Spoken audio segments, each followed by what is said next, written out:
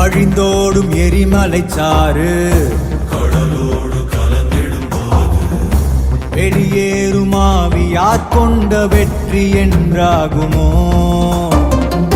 கருங்காட்டை கிழித்திடுமாறு மரவேர்கள் அறுத்திடும் போது தடையாகும் பாதை யார் கொண்ட தோல்வி என்றாகுமோ?